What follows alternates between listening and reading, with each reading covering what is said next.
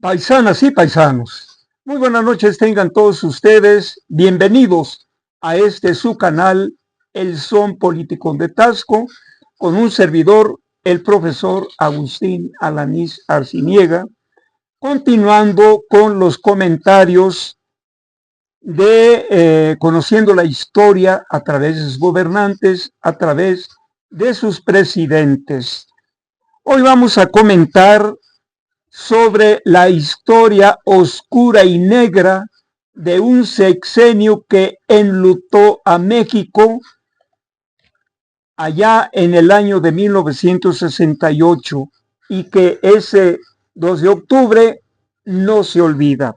Me refiero al presidente Gustavo Díaz Ordaz, presidente constitucional de México que gobernó de 1964 a 1970. Fue estricto hasta el extremo.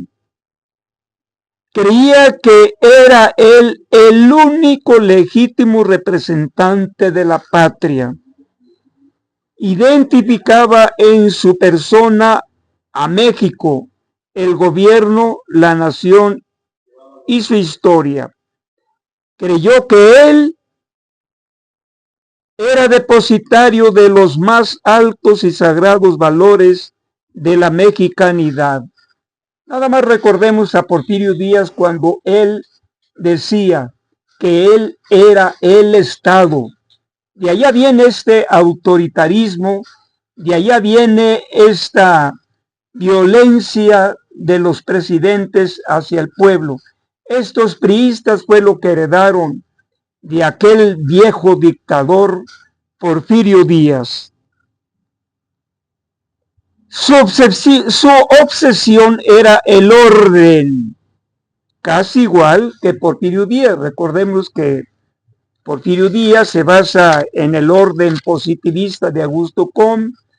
El orden era lo prioritario. Por supuesto, un orden impuesto a través de las bayonetas. Recordemos que Adolfo López Mateos también dejó un mal sabor a los mexicanos con la muerte de ese gran líder agrario Rubén Jaramillo, que fue asesinado y mucho se dijo que el autor intelectual había sido Adolfo López Mateos. De tal manera que estos se funden con las instituciones, dando como resultado que estos presidentes López Mateos, Ruiz Cortines y Gustavo Díaz Ordaz, ellos eran la patria. Mientras que para López Obrador, el poder solo tiene sentido y se convierte en virtud cuando se pone al servicio de los demás. ¿Qué pasa cuando el presidente López Obrador? Él es un servidor en su concepción como presidente de la República. ¿Qué diferencia, verdad? En 1965 reprimió brutalmente el movimiento iniciado por los médicos de los hospitales públicos, quienes pedían mejores salarios.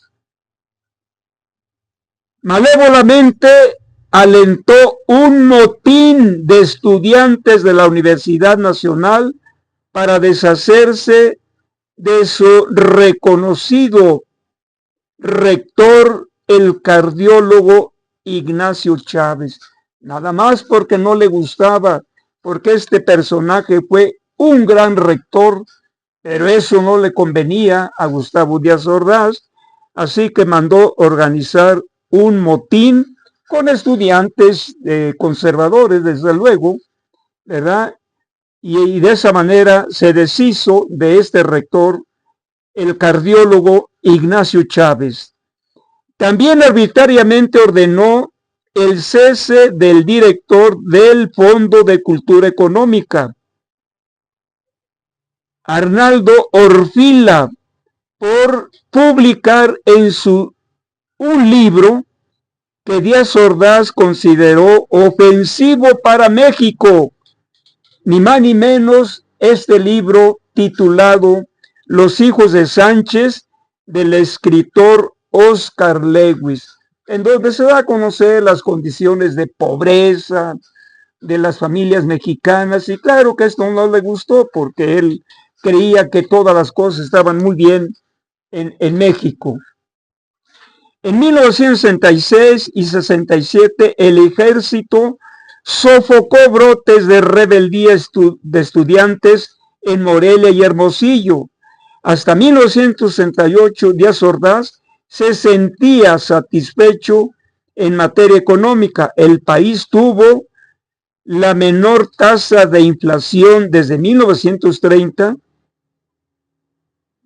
que fue de 2.7% anual. Presumió todavía en esos años del milagro mexicano, en el cual se expresaba que sí hubo crecimiento, claro que sí hubo crecimiento, pero solamente favoreció a los grandes empresarios porque no se distribuyó la riqueza de manera igualitaria a la gente del pueblo. La tasa de crecimiento llegaba a 3.3, la mayor desde 1921. Otro dato importante, el 18 de julio de 1963, el gobierno de Estados Unidos se comprometió a devolver a México el territorio conocido como el Chamizal. Recordemos que esos trámites los inició Adolfo López Mateos y hasta después con Díaz Ordaz se llevó a cabo la devolución. El infame presidente creyó que el movimiento estudiantil de 1968 era producto de una secreta conspiración para impedir la celebración de las Olimpiadas en México. A su entender, los comunistas se habían infiltrado entre los estudiantes. Díaz Ordaz no aceptó el diálogo con los estudiantes de la UNAM, con el Politécnico. Entonces vino la brutal represión con el ejército en las calles de la Ciudad de México. Los políticos priistas lo aplaudieron. A ver si ahora los priistas de aquí de mi pueblo recuerdan esos hechos, que en aquel entonces eran jóvenes, pues, como yo, pero ya eran estudiantes de la UNAM, porque ahora dicen que con el presidente solamente hay abrazos a los delincuentes y balazos para el pueblo. No tienen dignidad al decir esas cosas, porque ocultan de manera mañosa los hechos de este presidente desde antes, claro. Nunca se supo el número real de víctimas asesinadas en la Plaza de las Tres Culturas el día 2 de octubre. ¿Qué pedían los estudiantes? Que Díaz Ordaz no quiso dialogar. Libertad de los presos políticos.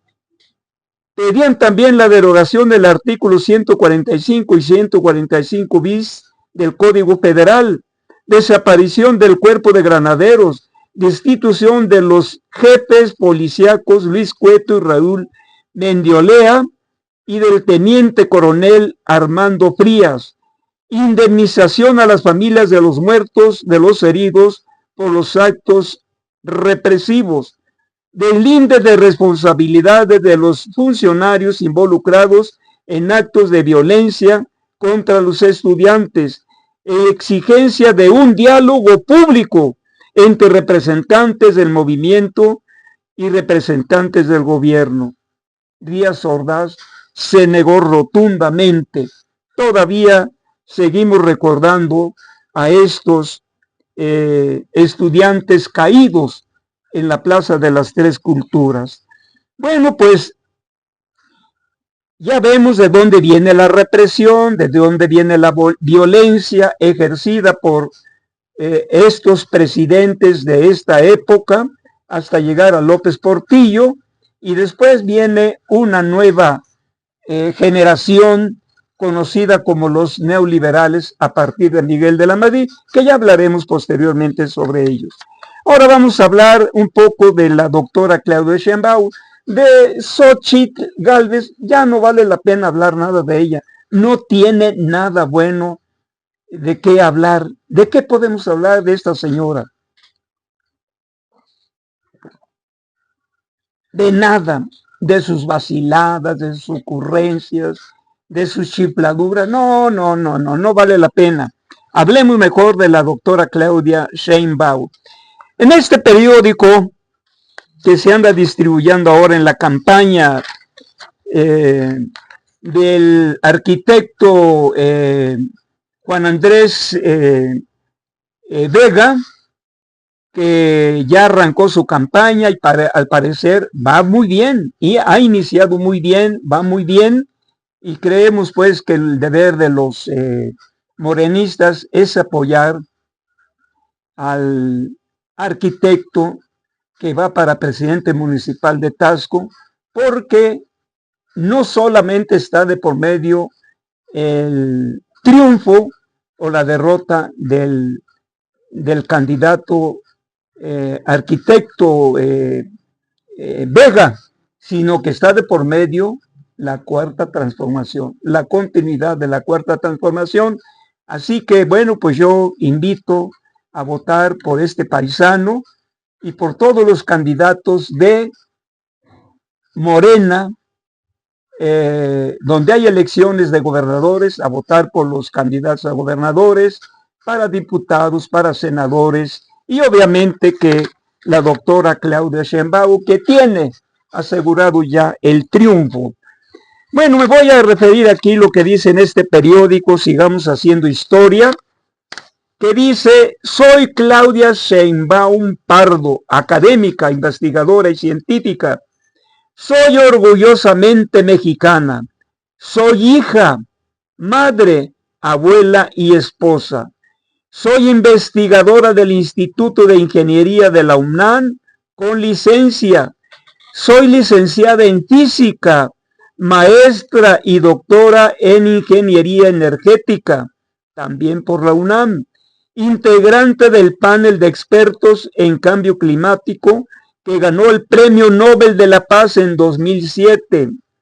Escribí más de 100 artículos científicos y 2 libros sobre energía y sustentabilidad. He dirigido 35 tesis de licenciatura, maestría y doctorado. Soy miembro de la Academia Mexicana de Ciencias. Fui alcaldesa de Tlalpan y jefa del gobierno de la Ciudad de México. Es nada más la gran currícula de la doctora Claudia Sheinbaum. No de embalde lleva hoy en día ya casi el 70, más bien el 70% de las preferencias hacia la doctora Claudia Sheinbaum. Pues es obvio porque la doctora no ha hecho caso de las habladurías, de las conductas retadoras de esta señora Xochitl, de sus calumnias, de sus mentiras hacia el presidente y hacia la misma doctora Claudia Sheinbaum. Eso le ha quitado mucho puntaje porque el pueblo de México ya no se va con la finta, ya sabe evaluar a los y las candidatas, y obviamente que se da cuenta que la doctora tiene mucha calidad, no solamente política, científica, académica, docente, sino que la doctora Claudia Sheinbaum se caracteriza por su humanismo. Eso es algo muy importante porque a través de su humanismo ella va a seguir reconociendo a la gente más vulnerable, a la gente más pobre, y a esa gente le va a seguir beneficiando con esas pensiones porque lo merece el pueblo de México. Las mexicanas y los mexicanos vamos a votar por la doctora Claudia Sheinbaum y por todos los candidatos, desde presidentes municipales de aquí de Taxco, de Morena, a senadores, senadoras federales porque necesitamos hacer la mayoría calificada en el Congreso para llevar a cabo las reformas que quedaron pendientes. Entonces, paisanas y paisanos, no perdamos de vista este proceso electoral, que es uno, no solamente es importante para los mexicanos y mexicanas, es importante para toda América Latina y el Caribe. Todo el continente latinoamericano está atento a este proceso electoral. Lo mismo América del Norte, Estados Unidos y Canadá. Lo mismo en Europa, donde hay gobiernos de izquierda y también donde hay gobiernos de derecha, porque claro, los gobiernos de derecha que hay en Italia, Inglaterra, en Francia, pues qué más quisieran que ganara la derecha, pero el pueblo de México hoy en día está volcado hacia sus preferencias, hacia la doctora Claudia Sheinbaum. Doctora, la vamos a llevar al triunfo, no tenga la menor duda, porque el pueblo de México está consciente de sus derechos. Paisanas y paisanos, pues esos son mis comentarios de hoy. En este su canal, El Son Político de Tasco. Nos veremos próximamente en otros comentarios aquí en El Son Político de Tasco con un servidor, profesor Agustín Alanis Arciniega, y en los controles técnicos me apoya mi hijo Apolo Iván. Muy buenas noches y hasta pronto.